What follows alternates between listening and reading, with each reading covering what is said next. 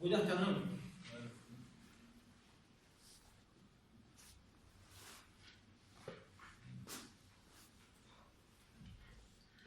Okay, today we will talk about the first part of digital communication.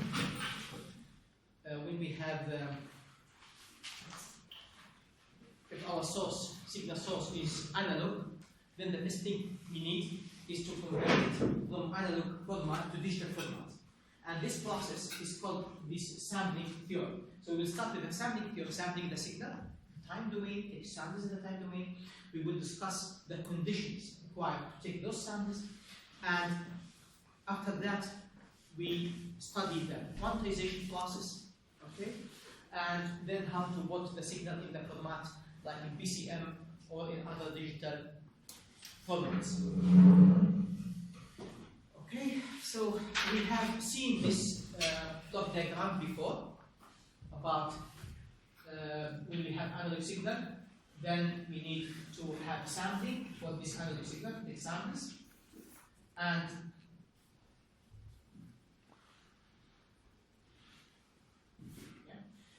after that, quantization and encoding process.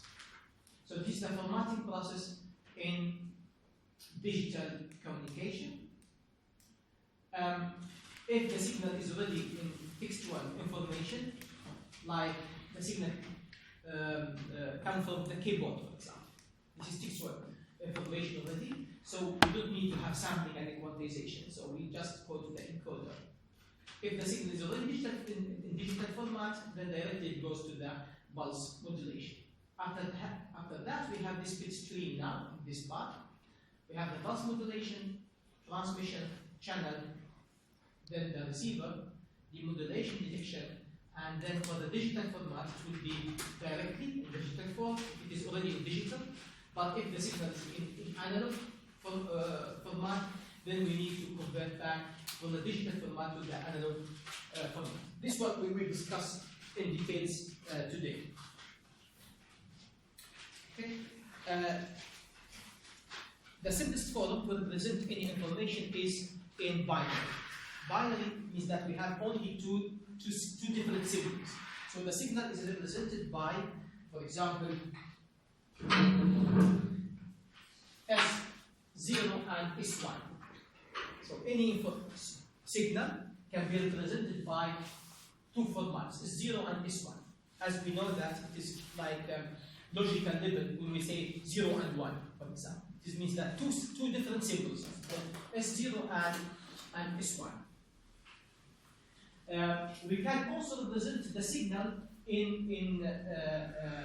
by using more than one symbol. For example, if we represent the signal, every sample of the signal by, for example, 3 bits, how many levels can we format with those 3 bits?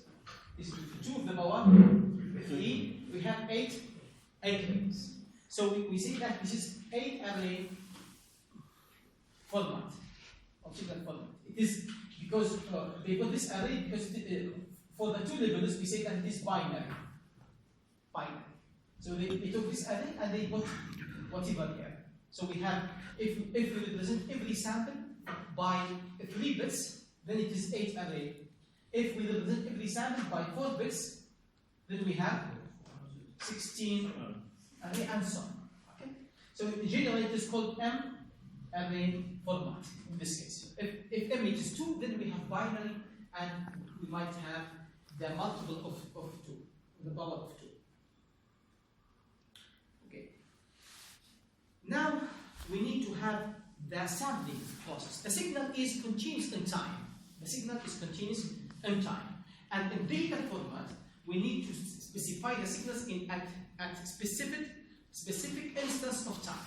Okay. Then we need to have sampling. Okay. The circuit which can be used to generate the samples is called sample and hold, for example, and we studied this before, but we will read it again. So we have here the op-amp. You know that the op-amp has very high input impedance and very low output impedance. It means that in this case it can be represented as as a buffer. So it is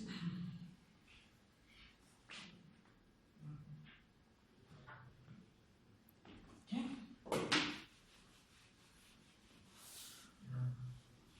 So the op-amp, it has usually two inputs. One is inverted and one not, and this is the output.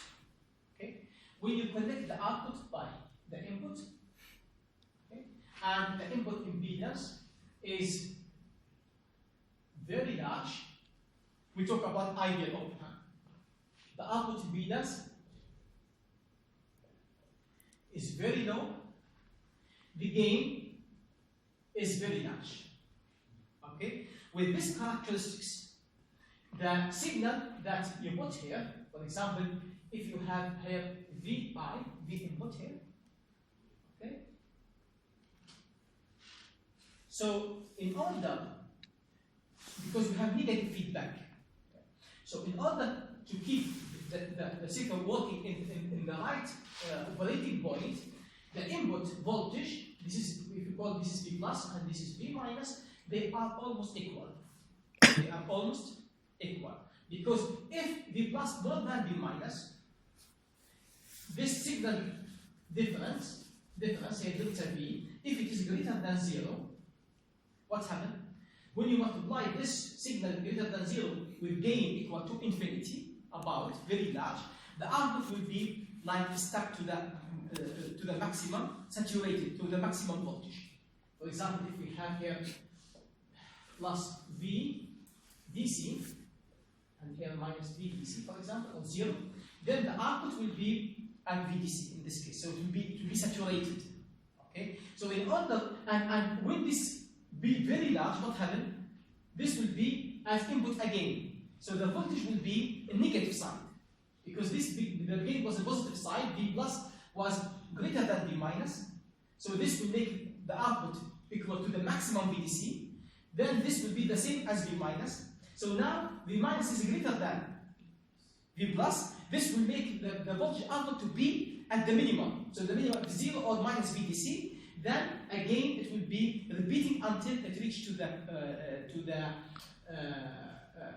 like stable point where V plus equal to V minus. Okay. Now V plus equal to V minus in this circuit. Okay. Now what is the V plus equal to VI? And then means that V minus equal to V plus equal to VI.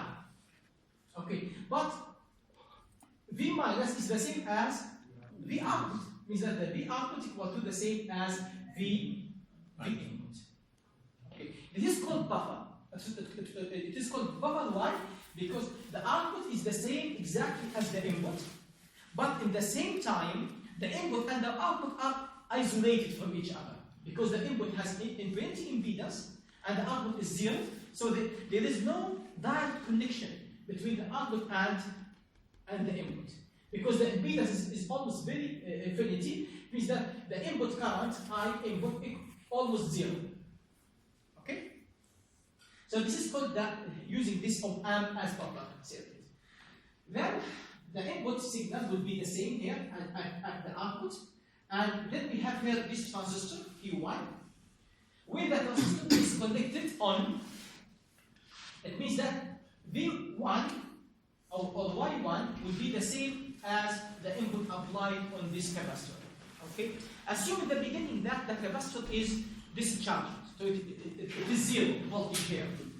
Then it will be charged to Y1. It will be charged to Y1 during the clock is on. The transistor is on. Okay? Of course, the capacitor will need time to be charged fully. It depends on the time constant of the circuit. But if we assume the time constant, that is enough to make the charge very fast, then the capacitor will be charged to Y1. When the transistor is off again, what happened? This voltage applied on the capacitor will be here because the capacitor will not discharge. It is voltage. Why? Because the input impedance again of the op-amp is very, very large. Which makes the input current is almost 0. So this makes the voltage applied to the capacitor to be the same. Okay, and again, as we did for the input buffer, the output buffer, the output will be the same as the input. So the output will be the same as the voltage of the on the capacitor, and this will be continuous until we have the next clock. So you can see here, for example, that we have the voltage. It was 0 on the capacitor. It continues 0 until the next clock on the transistor. The transistor will be on, then suddenly, of course, in practical, it will take time to charge. But here we assume that it is very fast, so that in ideal case, the capacitor will be charged until 0.8 volts. Then now the transistor is off again, so the capacitor will keep this charge 0.8 volts until the next clock. In the next clock, the capacitor will be discharged and charged in the negative side until about minus 0.95, and it will continue, and this will be the output. So the output is called pulse amplitude modulation. Pulse amplitude. If we increase the clock rate, then we have more accurate output representing the input signal. The red signal is this sine wave is the input, and this black signal is the output. Here, if we have very fast clock, so we have almost the same as the input signal. Okay, now the question: what is the sampling rate required? Okay, if I ask this question, now we have signal input, and I ask it, what is the required sampling rate for this signal that can be used in practice? So you will ask, you need this sampling rate under what condition? The main condition is to be able to retrieve the original signal again. This is our main condition, that we have a signal now, we have a continuous signal in time. I don't want to send all the signal because I want to convert it later to digital format. So I need to take only samples of this signal. I want these samples, and then the requirement here, those samples, we should be able to retrieve the original signal again with minor error. We might accept minor error, but we should be able to have the original signal again. To answer this question, we need to do some calculations. The result that we will see after the calculations says that the sampling frequency should be, or must be actually, greater than or equal to the double of the maximum frequency in the signal. If the signal is low pass signal, so the maximum frequency, that the sampling frequency should be greater than or equal to the maximum frequency of that signal. Okay, the sampling time should be 1 divided by Fs, the sampling frequency. Okay. Before we prove this mathematically, we need to have just some revision about the direct delta. About the direct delta. Direct delta, we know that this delta x, for example, is important to know. You think about this important delta. If you have square wave or rectangular wave, for example, and this rectangular wave, it has width from minus tau over 2 up to tau over 2, okay? And the magnitude of this signal is 1 divided by tau, okay? What happened, you can see here, the area of this signal is equal to 1. The area under the signal is equal to 1 because this magnitude 1 over tau, if you multiply it by the width is tau, so the area is equal to 1. Okay. What happens now if you take the limit when tau goes to 0? If you reduce tau, then this we have this one, for example. Okay? And if we reduce tau further and further, finally, if tau equal to 0 or close to 0, we will have what is known as direct delta. So a direct delta, this is delta, for example, if this is t, so this is delta of t. The magnitude, as we see that when tau goes to 0, the magnitude goes to infinity. Okay? And when tau goes to 0, the width goes to 0. So this is delta. Delta t is like impulse, as we can see, and it is defined in this way. Delta t equal to undefined for t equal to 0 is undefined.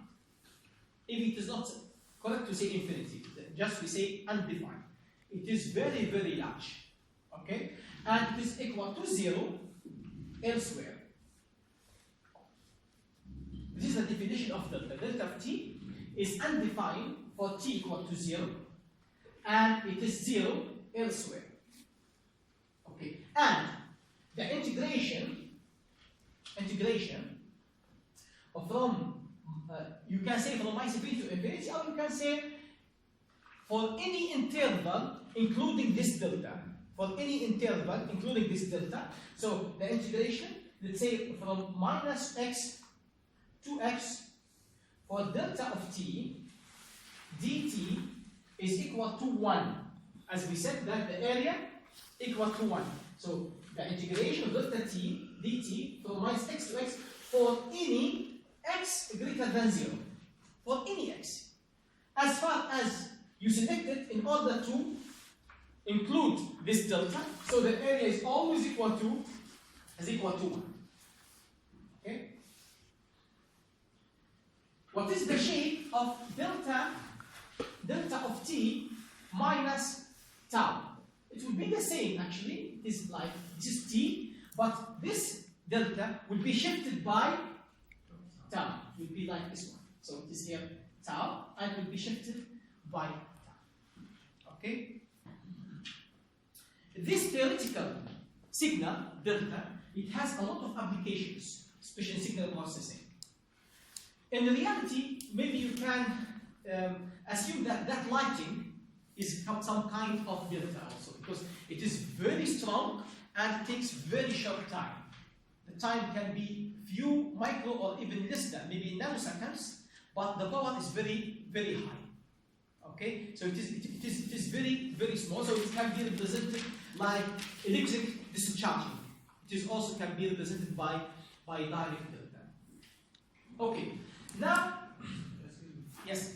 So the shifted is it that the shifted form of the delta function is direct delta or just the same, whether it's shifted or not shifted? What do you mean? When you shift it, and when you shift it, and when you make that the origin, you see the same, has the same name, right? Yes, it's exactly the same, because when we shift it, if we apply the same condition here, delta of t minus tau, okay, is equal to undefined. Here we said t equal to 0. Now we say t minus tau equal to 0. So it is at t minus tau equal to 0 and 0 elsewhere. Elsewhere. So at t minus tau equal to 0 means that t equal to tau. So at t equal to tau is undefined. Exactly the same delta but shifted in time. Or delta of f, it means that it is impulse but in frequency domain. So it is exactly the same. Exactly the same meanings. Okay, now what happens if we multiply direct delta by function? By the way, in some books you can find that they call it delta function. Actually, it is not function. It is not function because it cannot be defined, because in a function it has to be precisely defined. But now when we say that delta t equals undefined, it is not, we cannot call it a function in the full meaning of functions. Okay? But sometimes it is called delta function. It is better to say direct delta. So, what happens if you multiply function f of x by delta x minus alpha? We put here x not t or f, because it can be time or frequency, it doesn't matter. But if you multiply any function, for example, assume this is the function that we have in the blue one, and then we multiply it by delta of x minus alpha, it means that this delta is shifted by alpha, as we said. Okay, now this delta is 0 everywhere, except at alpha. So when we multiply it together, what we get? Delta f of x times delta x minus alpha, it will give us f of alpha. Okay, times delta x minus alpha. So what happened? We will have the same delta, but now the area of this delta is not 1 anymore. The area is equal to f of alpha, because it has been like scaled by the function. For example, if f of alpha equals to 5 here, what it means that 5 times delta is equal to 5 delta. The area is 5. Okay, so that's what we have when we multiply the function by direct.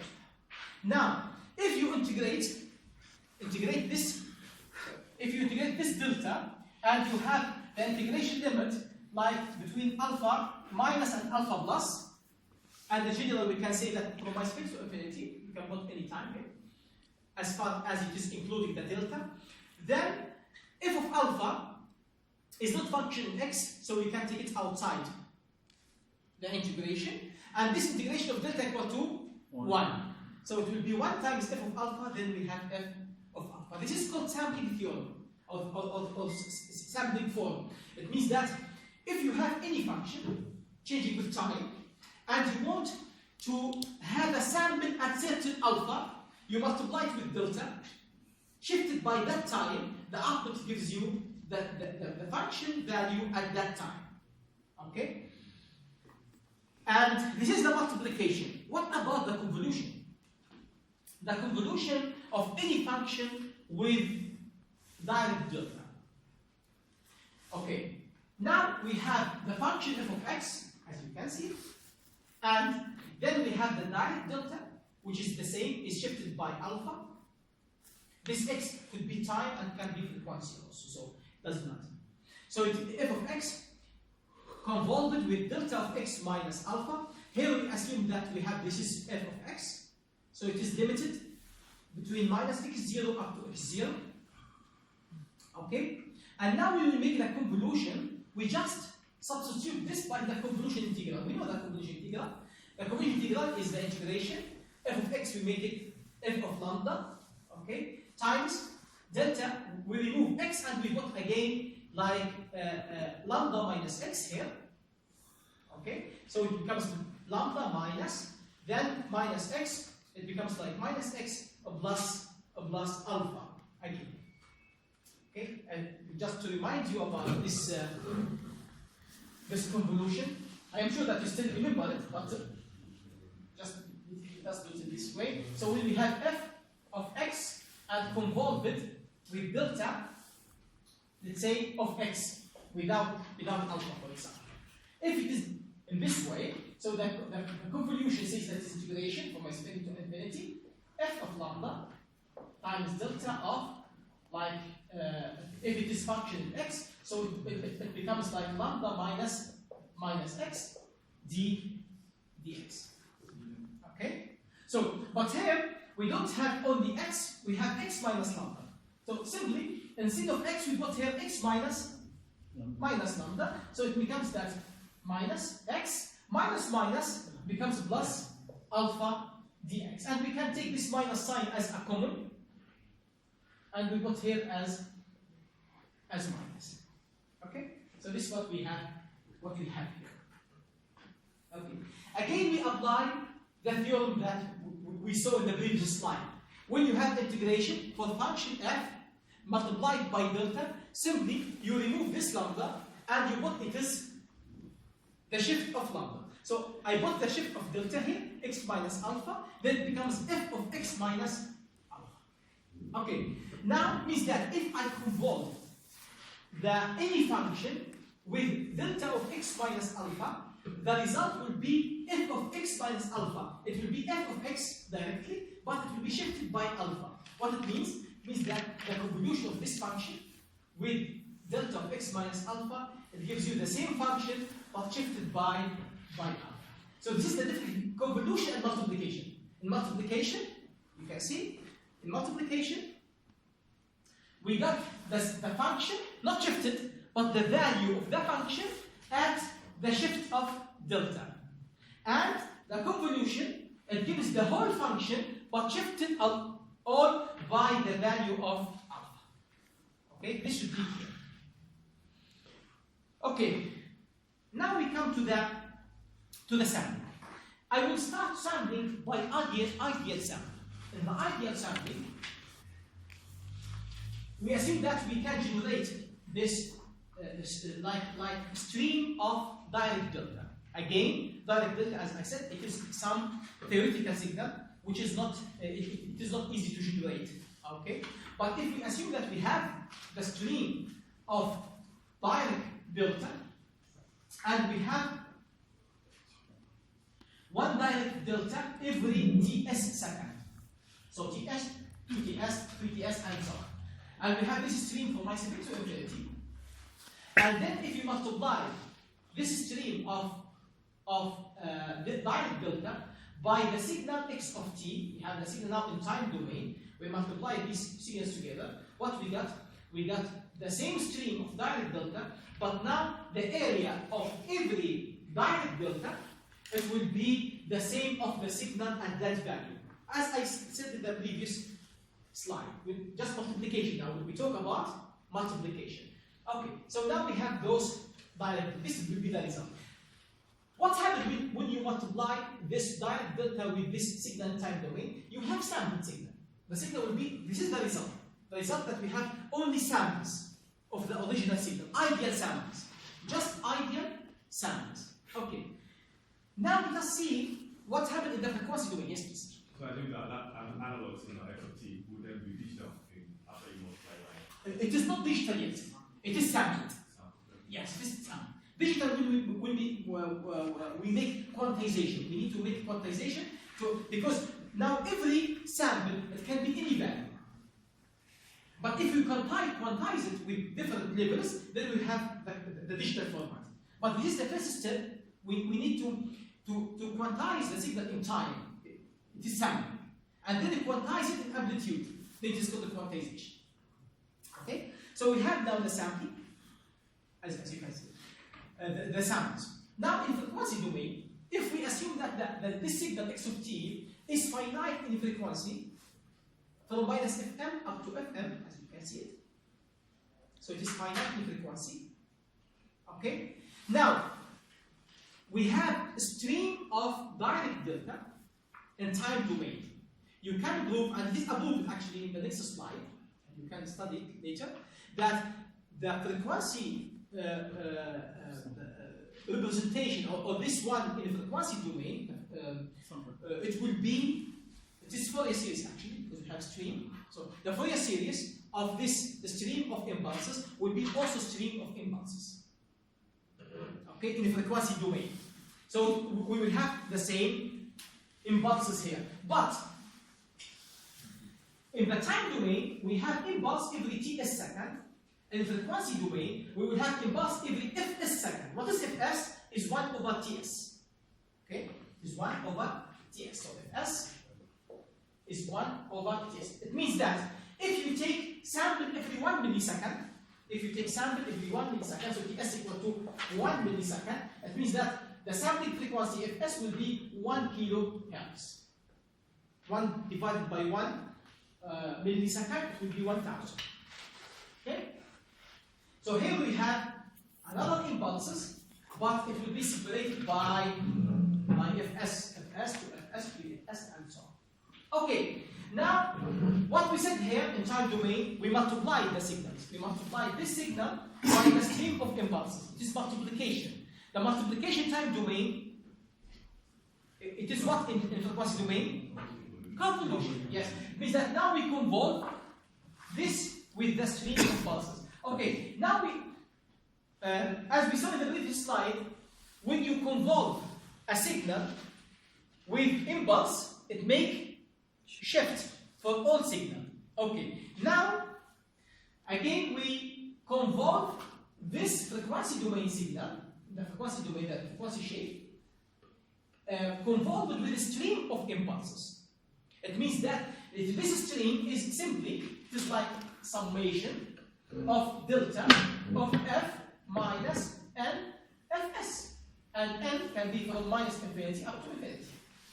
Okay, so it will be shifted by fs, 2fs, 3fs, and minus fs, minus 2fs. Okay, then when we make the convolution, this will be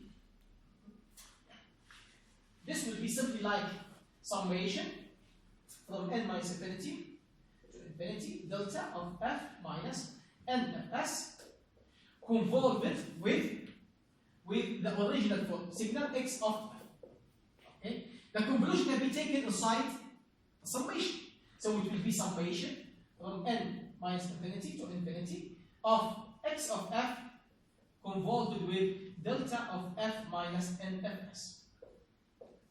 We approved in the previous slide that x of f convolved with delta f minus nfs, that this shift will be applied for the signal, so it will be summation of x of f minus nfs from n minus infinity up to infinity, which means that we have this result now, because this impulse or this x of f will be shifted by fs, this is shifted by fs, shifted by 2fs, shifted by minus fs, and one will be the same because this is at 0, so it will be the same, and so on. So what we would have, the sampled version of time domain of the signal, the frequency domain will be the same as the frequency domain of the original signal, but repeated for infinity time.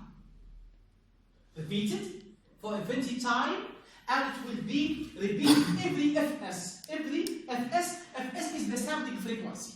Is the sampling frequency. So we have a stream, you can see repetition of the same x of f infinity times, and it will be repeated every fs. Okay? Now we start to see better picture about the sampling.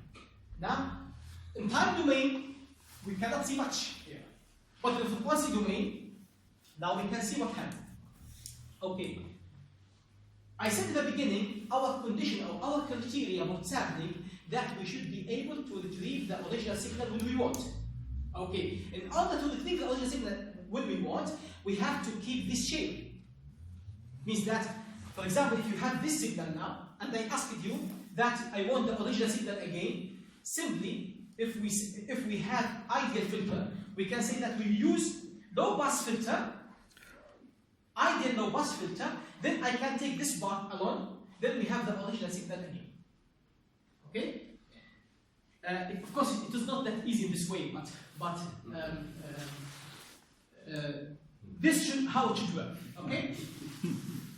Now this is the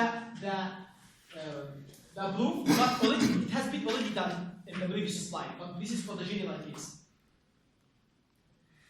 Now, what happens if the sampling frequency is than 2 fm? Okay, if you go back to this one, now this is 0. Okay, this is fm. If fs equal to 2 fm, it means that the second one will be just like touch the first one, and the third one, and so on. Okay? If it is more, it will be like separated by more frequency. If less, it will enter to each other. Okay? So it will be this way. So if the spectrum is entered this way, we call this like aliasing. Aliasing means that we have corruption now. The signal has been corrupted. Okay? If you make the sampling this way, it will be difficult to retrieve the signal again. Okay. Now we talk about uniform signal. Uniform signal. There are some applications where they say that we might have sampling this than to the second maximum frequency when we have that multiple sources, when we have high redundancy in the signal. But this is out of the scope. Now we talk about normal signal. Then the minimum frequency needed to be that 2 fm, because if it is less than 2 fm, then aliasing will happen, and then we will not be able to retrieve the signal again. Like with the high fidelity. It will not be possible. Okay? The minimum frequency, the minimum sampling frequency is to be 2 FM. If it is 2 FM exactly, then we will be able to have the signal. If it is much larger than 2 FM, then even it will be better. But of course, what we lose here? Bandwidth. We lose the bandwidth. Okay. Of course, in this, if we talk a little bit in more details about this, the signal which has finite frequency is not possible, because the signal with finite frequency, sharp frequency, it means that it is infinity in time. It is infinity in time. So the signal, to be able to have it sharp in this way means that it is infinity in time. But all signals, they are infinity in time. So always we have some finite period for the signal in time, which means that the frequency is not limited. The frequency is not limited. Okay? This is one thing. The second thing, it is not possible to have filter in this way. Ideal low pass filter is not possible to have ideal low pass filter. Who can say that? Why? Why it is not possible to create or to realize ideal low pass filter? Because the signals will be through the circuits. You have to have a kind of view of that delay in the circuits. Yes, in other words. I don't know if it's Yeah, you are close. Yes. Any suggestion? Why the ideal low pass filter cannot be realized in the practice? Encoding. Yeah, actually, because it is non-causal. Yes, you said non-causal. Yes, correct. It is non-causal. What means that non-causal? That you need to have the info, the signal before it comes. You need to have all the signal information before it comes, before t equal to 0. If we start the process at t equal to 0, in the non-causal, the filter should have output before the input comes, which is not possible. Even physically, it is not possible. So it is called non-causal signal. So it cannot be realized in the practice. This is the ideal low pass filter. So every filter here cannot be sharp in this way. It might be a little bit like wider.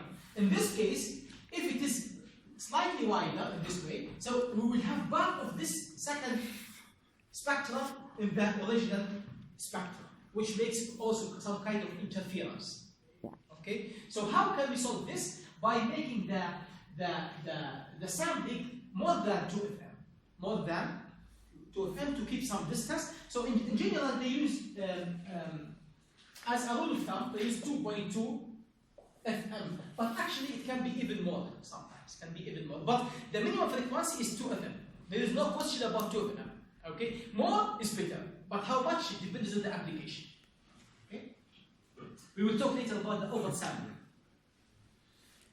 Okay, now to retrieve the original signal, we can use the filter. So if we use ideal low pass filter, in the frequency domain is multiplication. So the output will be x hat, will be the original signal xs of f. Oh, sorry, not the original, this is the sampled version of the signal xs of f, multiplied by the frequency domain or the transfer function of the ideal low pass filter. And then we will have the output as it is mentioned here. Okay? If you want to represent this format in time domain, simply the multiplication of the frequency domain is convolution. In time domain, so it is the convolution, and the convolution of the ideal low pass filter has been given last week. So it is sinc function, and this will be the formula for retrieving the original signal in time domain. This is the multiplication, it becomes convolution with the impulse response of the ideal low pass filter, which is sinc function. And you can see that it is non-causal because it starts from biseparity. This function is called interpolation function because with this x, what you have here, it is intrinsic function actually.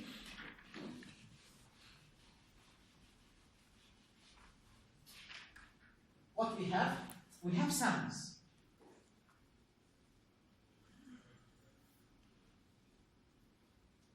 That's what we have. Okay? We don't know what happened between those samples. But with this function, you can have the original signal, which can be, for example,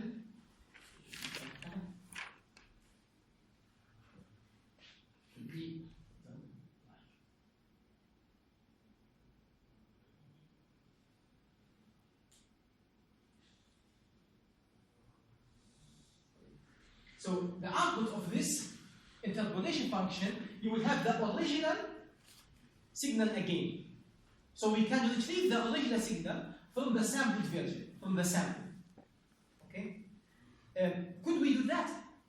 Ideally, 100%? Of course, no. Because to do that 100%, you need to have ideal low-pass filter. And we don't have ideal low-pass filter, then it cannot be possible to have it ideal. But still, it is called interpolation. Why it is interpolation? Because we interpolate what happened between the samples. Okay. This is what happened with the ideal sampling. But in ideal sampling, we said that we have impulse, direct delta. Okay? We don't have direct delta in reality. So we have pulses in reality, like this one. We have stream of pulses. What is the impact of taking real samples over what we studied so far? Let us see. Now we have, instead of impulses that we cannot generate, ideal impulses, but we can generate easily pulses. Okay, so it is pulses, and every pulse, it has width of tau, okay, and it has a magnitude of 1. So the magnitude is fixed at 1, and the width is fixed at tau. Actually, even this one is not easy to generate in practice, because you cannot generate ideal square wave. It has to have some ramp and then down, so it cannot be like sharp in this way, but still it is better than the impulses. Okay? Now, this is the original signal and time domain, so we multiply them together. So what we have again the pulse amplitude modulation. So we have pulses, and every pulse, the magnitude of every pulse is the same as the magnitude of the original signal. Okay? But still, it is not like the output of sample and hold, because the output of sample and hold, the top of the signal is fixed, like this one, the top. But here, it is not fixed. The top is just follow the same signal. Okay? The top of the signal follow this has some effect, as we will see. Okay? But now we multiply the pulses by the original signal. Let us see what happened for the signal in the frequency domain. Again, this signal x of t has this form, x of f, which we assume that it is bandwidth limited by -m up to fm. And now we need to make the Fourier series of this stream of pulses. So the Fourier series of this stream of pulses is impulses, but it has the magnitude of sinc function. It will be impulses, as we can see. I don't want to repeat it here because I'm sure that you have already taken them in this signals and systems course. So we have, this is the summation of Cn e to the power of j to pi n st. This is called complex Fourier series, complex form of the Fourier series. Okay, and this Cn, the magnitude of this form will be sinc function. So the output actually of this Fourier transform of this stream of pulses will be also a stream of impulses, but now the magnitude of those, or the area of every impulse, follow sinc function.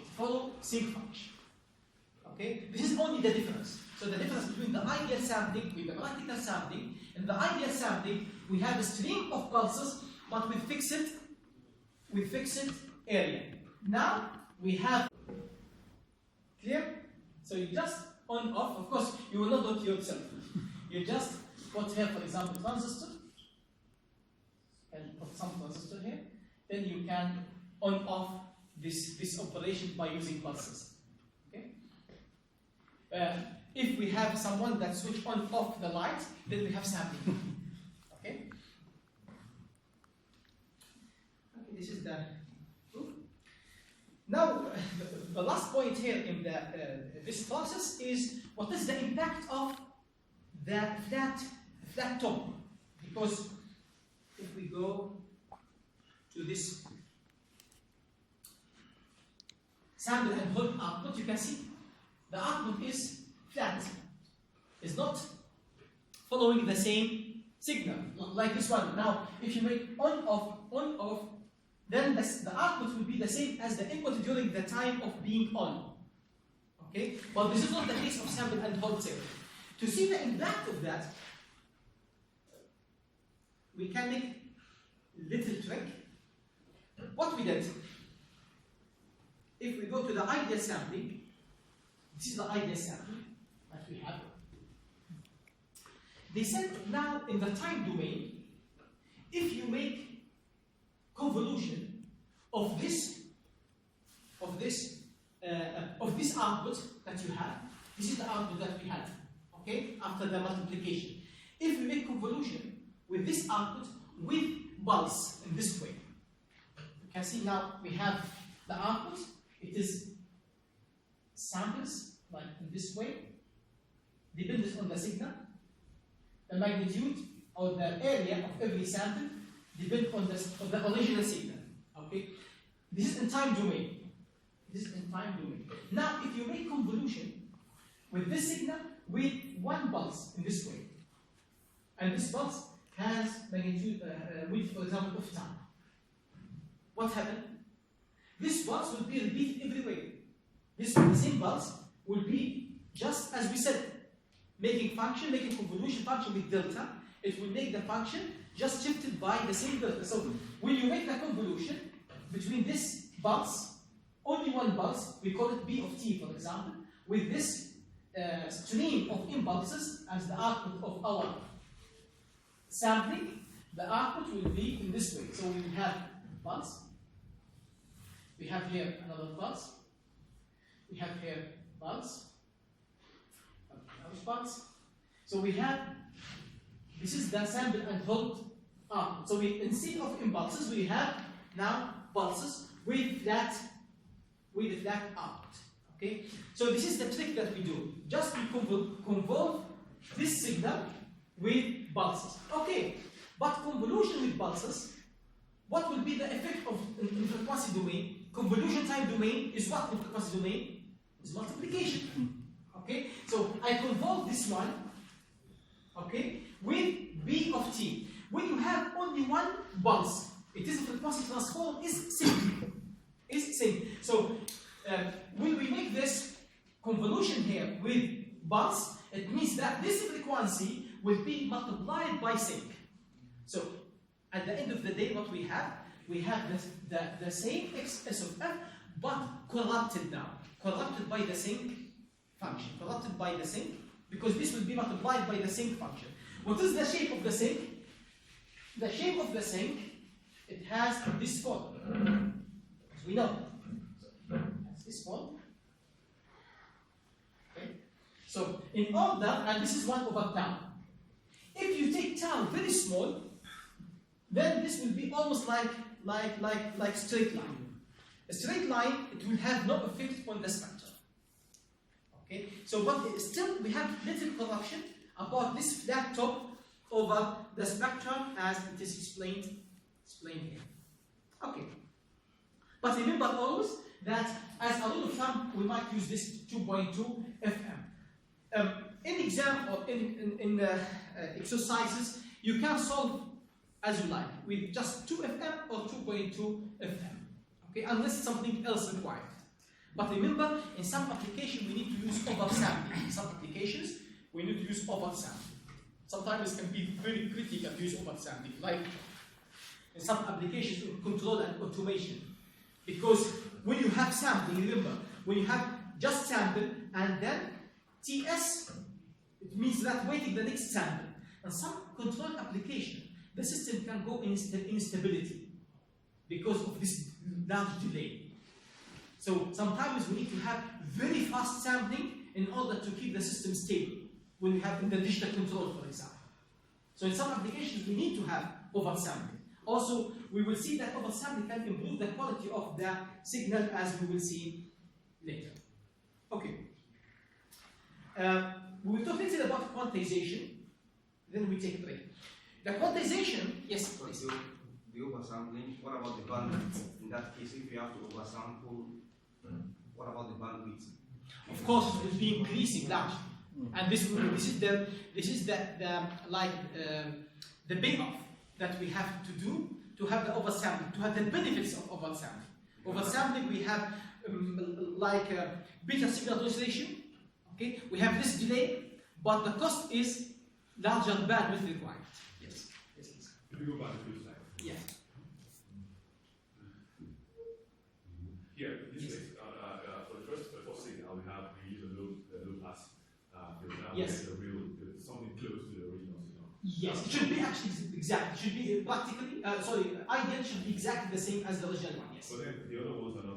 Yes, because they are shaped by Can the. we reproduce that one and multiply it so we can have correct what is going to? Yeah. Yeah, actually, remember one thing. We don't produce those things. Those resulted by the operation of sampling. So we study the nature. Something naturally happened. If we was able to have the sample signal without those, we would be even more happy. But according to the sampling process, we will have a repetition of the original spectrum many times. So this resultant of the operation. But we are interested only in the first one, for the reading of the signal. Okay? Yeah? Okay, about the quantization. Now we quantize the signal, or we discretize the signal in time domain. The signal is continuous. We took samples. Now we have every sample here. So we have every sample. But again, yes, please. Should the oversampling not increase the intersymbol interference also? The oversampling, actually the intersymbol interference is, we come later, like maybe after 2 weeks, to the intersymbol interference, because when you take, for example, we will talk about oversampling now, we talk in the baseband, in the formatting process here. So it is related to the bandwidth, okay? And oversampling, as you mentioned, it will increase the bandwidth, okay? And increasing the bandwidth will increase the problems of intersymbol interference, as we will see later. But this is another step.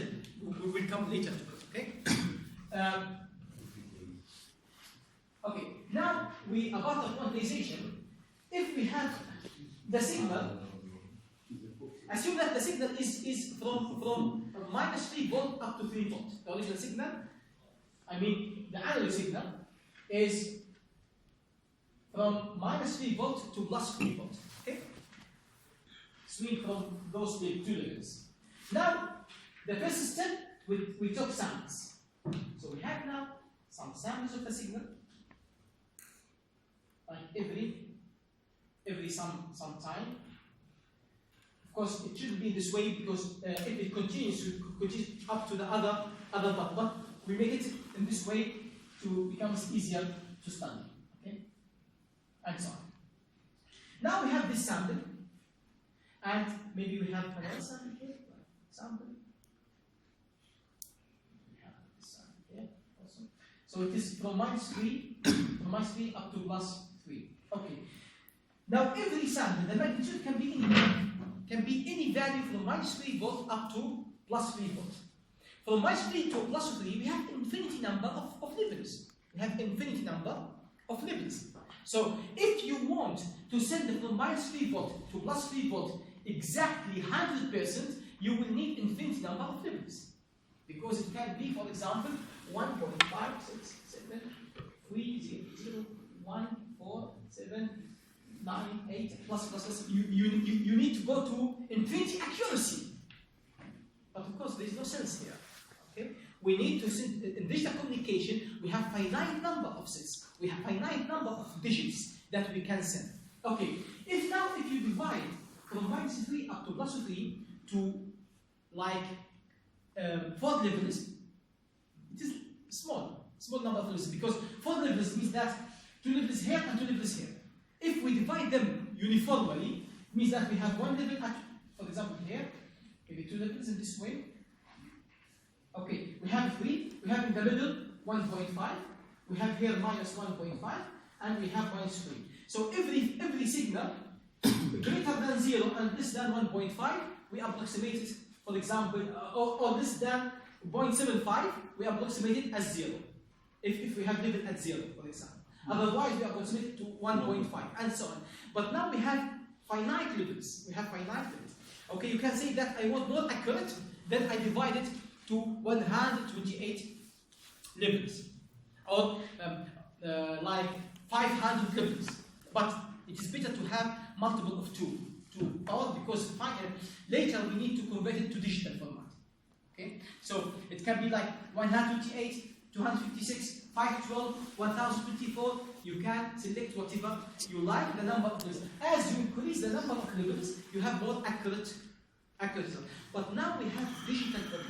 We have quantizing. We have quantizing the signal to finite levels. First, we sample. Sampling means that we discretize in time. We have samples. Every sample can be round off to one level, to nearest level to it. Okay, this is called quantization. Let us study it more. If we look to, in general form, that we have the signal from minus V peak to V peak, we can say that this V peak, for example, is plus 3 volt, for example, and we divide this form to n levels. Can be 1,000 level, can be 10,000 level, can be 1 million level, can be any number. As far as it is finite number of levels, then we have a quantization. Okay, so we have n levels now for this signal. And now we assume that the difference between each 2 levels is a Q volt. The difference between each 2 levels is a Q volt. What is the maximum error here? If the difference is Q volt, what will be the maximum possible error? Q divided by 2. Q divided by 2. Q divided by 2, yes. Yes, because, for example, if we have this signal, as we said, assume that the signal is divided into 8 levels.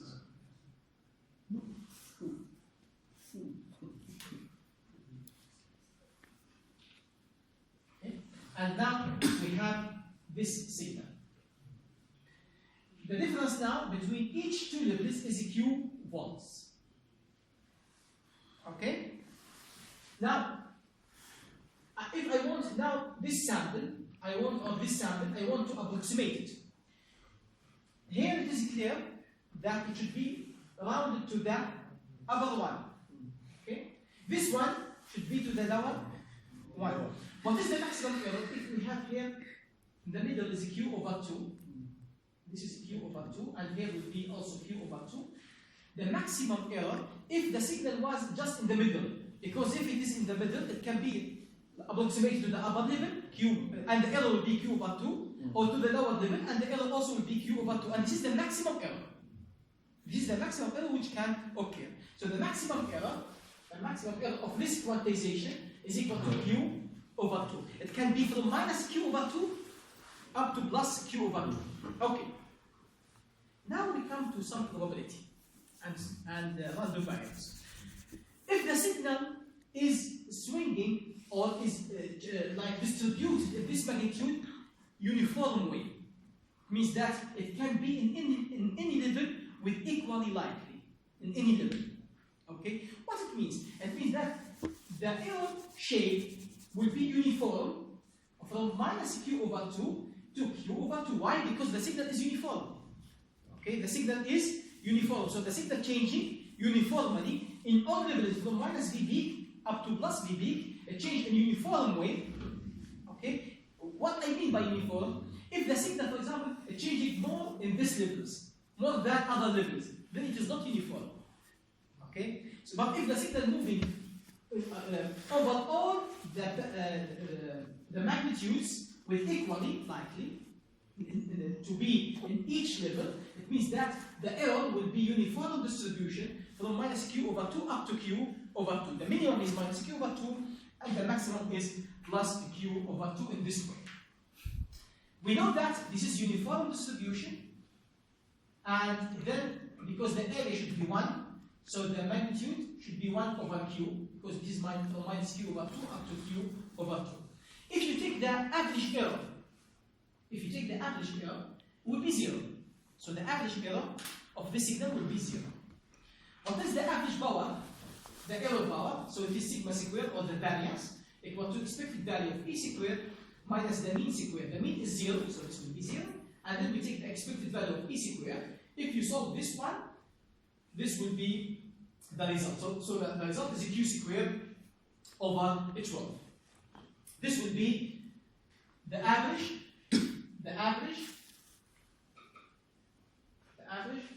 power of the quantization error is equal to q squared over 12. Okay? Now, always we need to have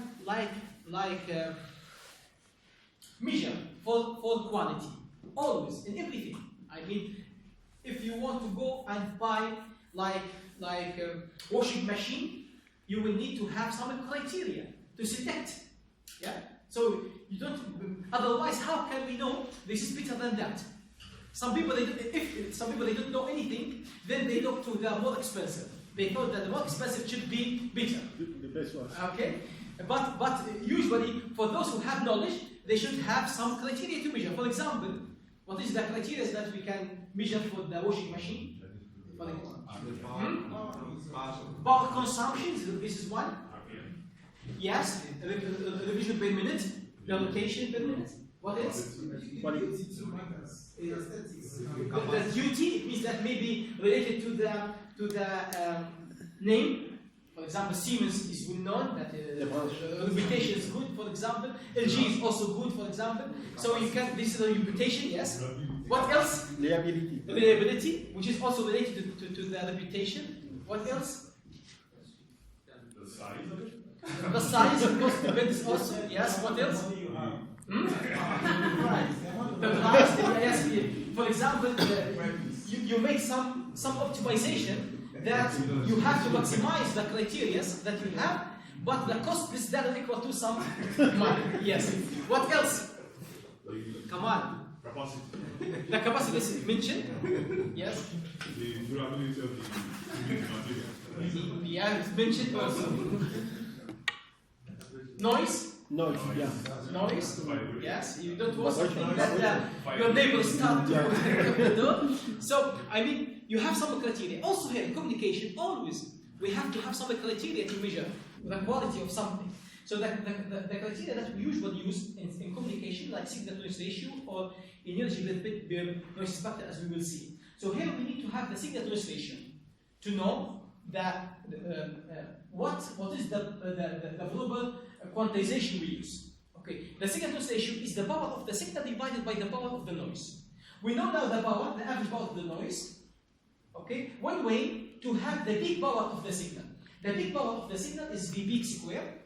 Of course, here we talk about normalizing for both, for the noise and for the signal itself. So normalizing means that the resistor, the load resistance or the load impedance equal to 1.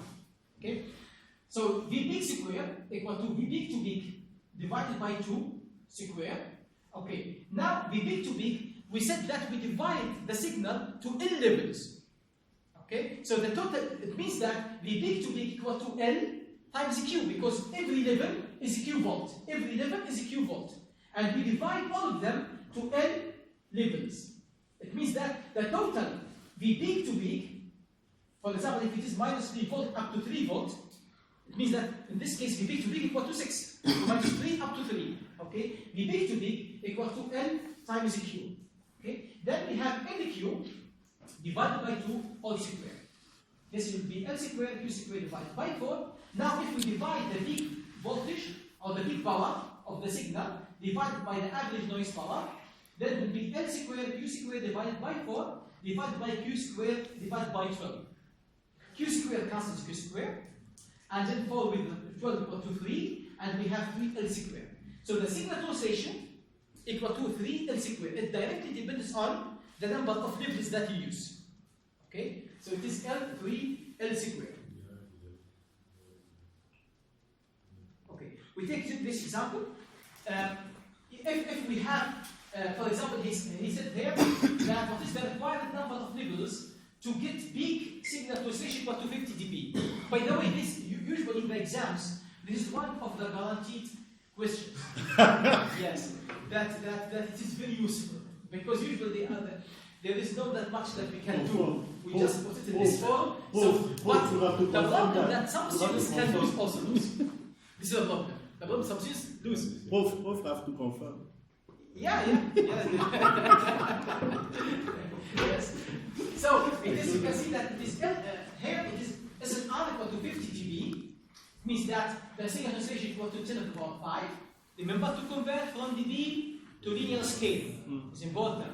It is not good to lose such simple equations. Okay? Usually the answer is one line, so it is shame if someone loses it.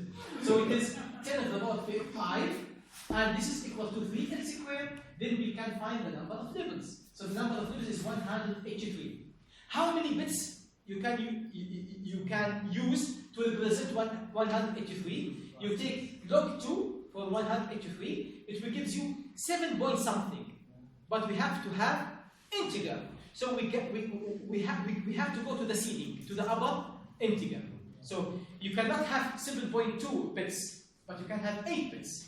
Of course, because with 7 bits, you can represent 128 levels. Here we need 183. With 8 bits, we can represent 256. So it is better to use the 8 bits. So we say that it is equal to 8 bits. So 8 bits is enough to achieve this 50 dB for analog signal. Okay, we take a break before we talk about just 5 minutes, and then we continue.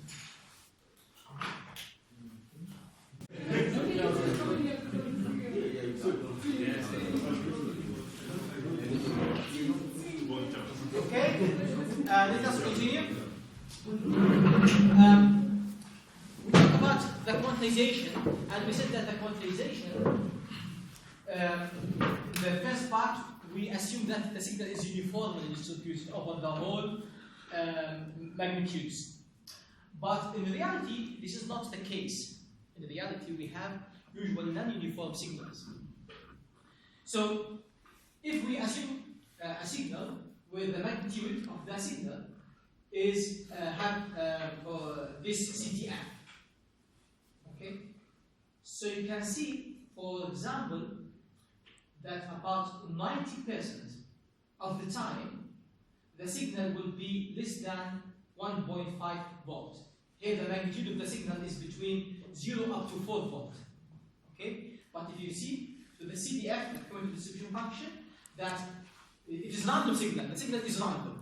The signal is random. Okay? But this CDF shows us that 90% of the time, the signal is less than 1.5 volt. And actually, it is about 75 of the time, the signal is less than even 1 volt. Okay. Now, if you have like 1,000 levels, and you have distributed them equally likely, like the same, like uniform quantization, 1,000 level.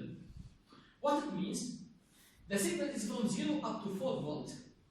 Okay? It means that 75%, 750 level, it will be used only about 25% only, because you can see that about 75 times, or the chance that the signal to be less than 1 volt, which means 25%, is about 75%. 75% of the time, the signal is less than 1 volt. Okay, so it is not wise to use uniform quantization now, because you lose. Okay, so what we can do, it is better to have like shorter Q or smaller Q for those where the signal is most likely is there, and wider Q, okay, for the other parts of the signal. So in that case, we use non-uniform quantization. It's called non-uniform quantization.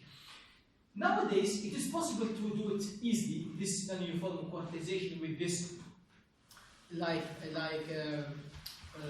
high level of electronics available. But before, it was difficult.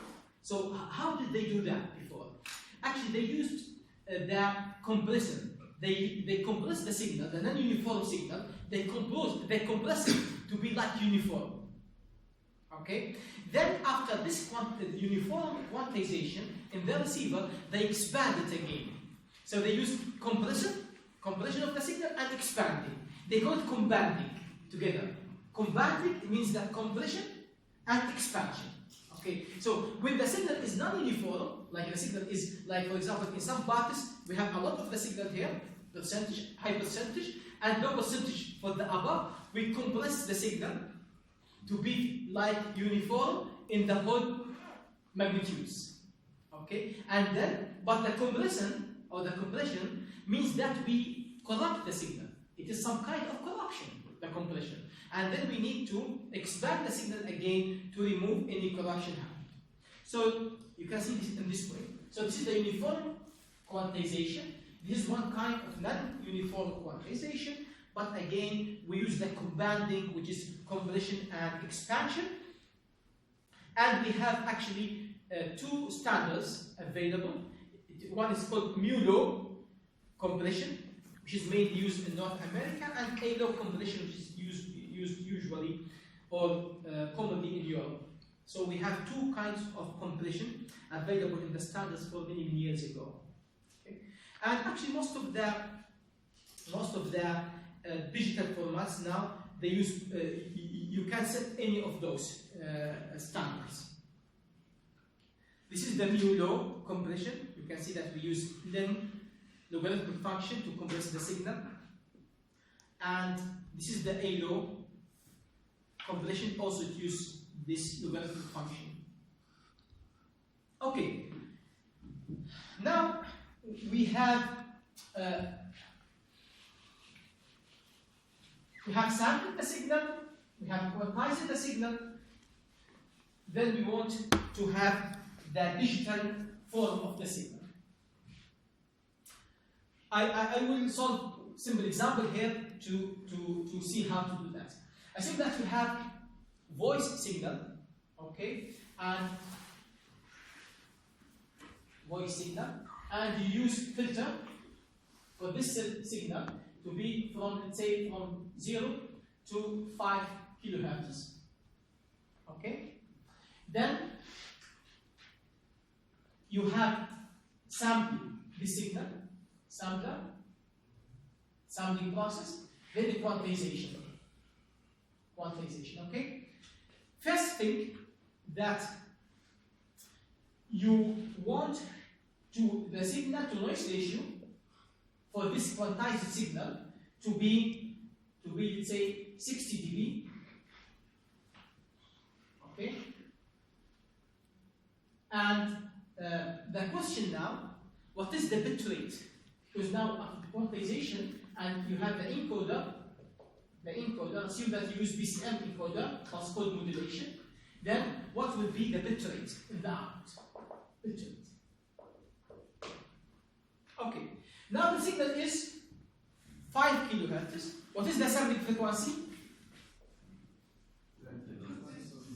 Yes, the minimum is 2.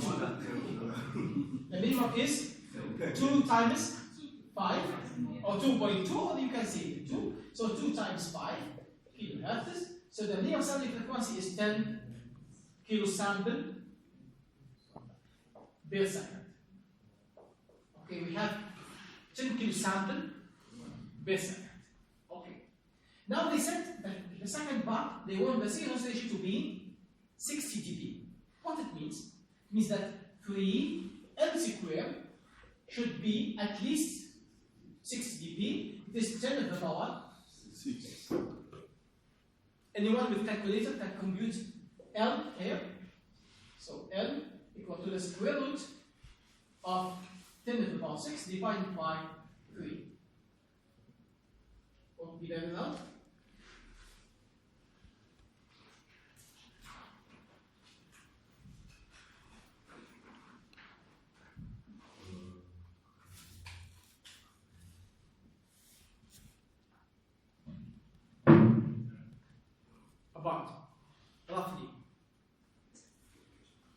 577. 5? 577.4. 500? 577. 577. Okay, okay. 577 levels that we should use. Okay, 577 levels with 8 bits, it will be 256. With 9 bits, it will be 512. It's not enough also. Okay, then we can go to the 10 bits. Okay, the number of bits should be about 10 bits. Every sample should be converted to 10 bits. Okay, what is the sampling frequency? 10 kilo sample per second.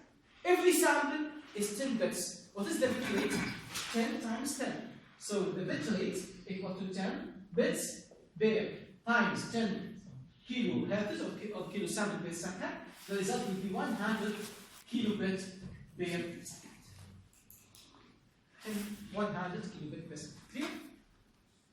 Most of the problems in this part is as simple as this one. So it is not, they are not difficult.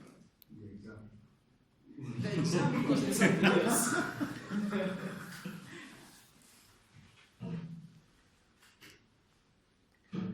So you can see here in this figure that we have the sampling of the signal, of samples, and this is the pulse accumulation. The quantization, we have to approximate every sample to it is nearest quantized level.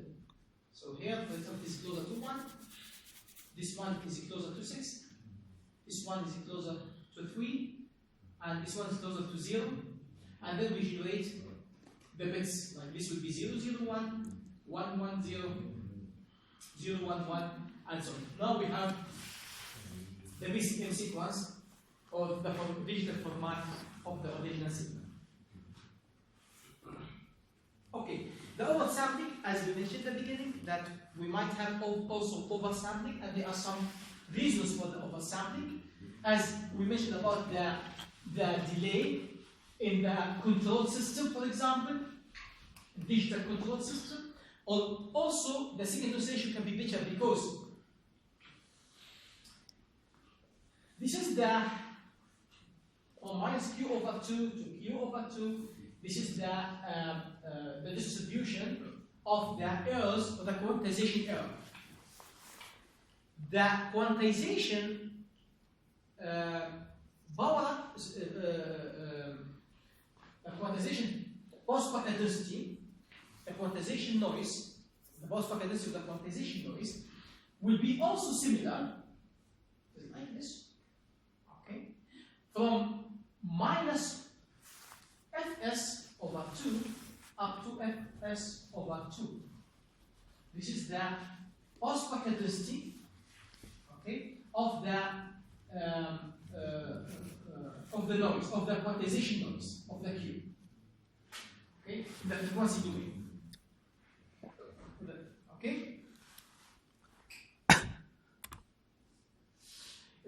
We know that this power, the post-packet density, is fixed, and we say that the total is Q12 over 12, the average, Q squared over 12. And you can see this is the sampling frequency. This is the sampling frequency. Fs. Fs equal to what? The minimum. Fs, the minimum, equal to 2 Fm. If you put here 2 Fm, so it means that the noise spectral density is the same, or the noise spectrum is the same in the band of the information itself. If you put here 2 Fm, so it becomes like from Fm, and here from minus Fm. But what happens if we increase the sampling frequency? If we increase the sampling frequency, not to be 2 Fm, but let's say to be 2 times 3 times Fm. So it means that we increase the oversampling 3 times. Okay? Then the same noise pattern will be over wider band. This one, okay, and now this Fs over 2 will be like 3 Fm, and this minus Fs over 2 will minus 3 Fm, okay. And what happened for the noise? the noise is reduced now. But we are interested only for this band from minus Fm up to Fm. So by making oversampling, the noise level will reduce. Why it will reduce? Because the total noise power in this spectrum is fixed. The total power is fixed. So when you increase the band, so it will be reduced. Okay, and this will increase the signal to noise ratio. So this is one benefit of using oversampling. Okay, but as Rashid said at the beginning of this lecture, that making oversampling will increase also the bandwidth. Because, and also for the signal to noise ratio, it will be increased linearly with the number of the oversampling. So you can see that the signal to noise ratio, it was 3 L squared. Now it is 3 times K times L squared. So the signal to noise ratio increased because of this, because of the reduction in the noise part. To see the impact of the oversampling, in this example, compare the peak signal power to average quantization noise for audio signal with 4 kHz bandwidth if it was sampled at Nyquist rate at 64 kilosamples per second. So 2 times, one at Nyquist sampling, which means that 2 fs means that 8 kHz, and the second one is 64 kilosamples per second. In both cases, the signal is quantized at uniform 256 levels. Okay, in the case of the Nyquist sampling, so we multiply 4 by 2, so it will be 2 kilosamples per second, and then we can compute the SNR, and it will be 3 L squared, and 3 times 2, 5, 6 to the power squared, and this gives us about 53 dB. And the bit rate, we have here 8,000 samples per second times log 2, 256, which means that 8 bits, 8 times 8,000, it will be 64 kilobits per second. This is the first case if we sample the signal with Nyquist sampling rate. The second case, if we sample the same signal but with 64 kilosamples per second, it is clear here that we have 8 times oversampling, because the sampling is 8 kilo and now it is 64. So 8 times 8 is 64. So it is oversampled 8 times. Means that we multiply the SNR here, we multiply it by 8. So because K equal to 8, we have 8 times oversampling. And this leads to slightly better 9 dB improvement in the SNR. It was 53 dB, now it is 62 dB. But the impact of this improvement the band. Yes, the band was only 64 kilobits per second, now it becomes 512 kilobits per second. About 8 times the band increased 8 times. But again, remember, in some application we need it. In some critical application, we need this oversampling. And this is another example about oversampling. So we have several examples, but all the examples are, very straightforward of this part. Okay. The final part in this lecture is the BCM format. In the BCM, it means that multiple modulation types, we don't have only this like level 1 and 0 is level 0. We have several kinds of formatting. For example, you can see here it is called non-return to 0 with level L. It means that 1, it can be represented with plus V, and 0, it is when it is 0, then we change to minus V. If it is 1, we change with plus V, 1 plus V, 0 minus V, and so on. So it is called non-return to 0. You can see that the signal is not returned to 0. Always swing from plus V to minus V. And then we have also non-return to 0 mark. What it means? It means that we change if there is 1. Okay, if there is 0, we don't change. So it is plus V, now it is 0, we don't change. So the receiver knows the second bit, the level does not change. Then it knows that it was 0. Okay, if it is 1, it change. 1, it change. 0, not change. Okay, what is the benefit of this one over the previous one? Few transitions. about half transitions, which means that half bandwidth.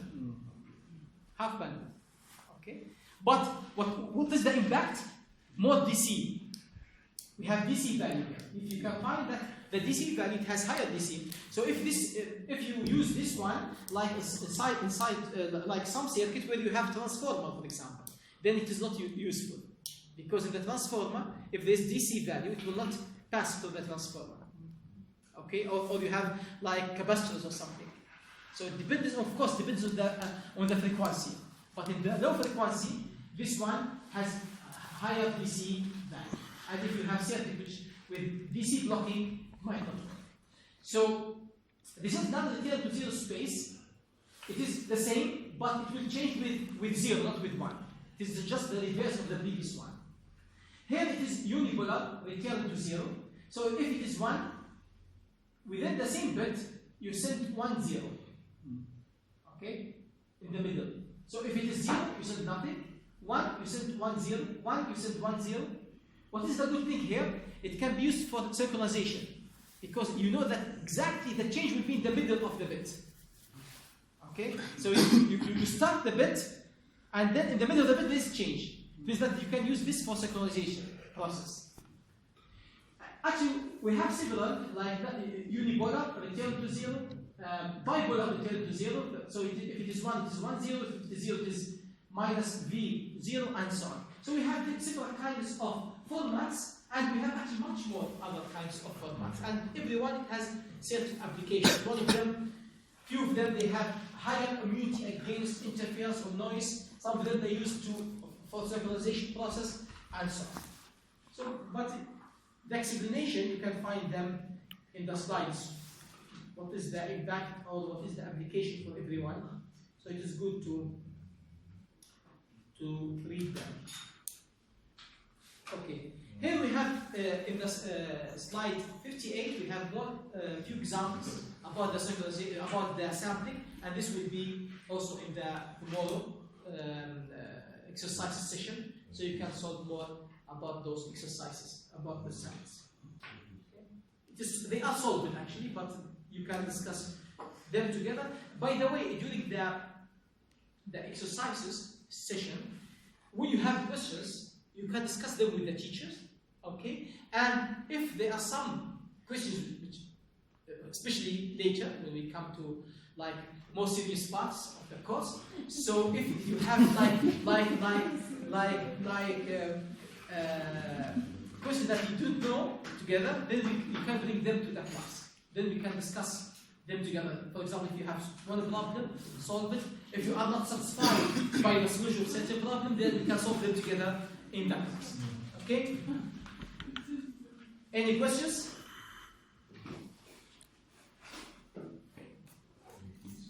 Okay, thank you very much. Thank you. So now we have completed this sampling lecture, this part, and next Wednesday we start the detection part.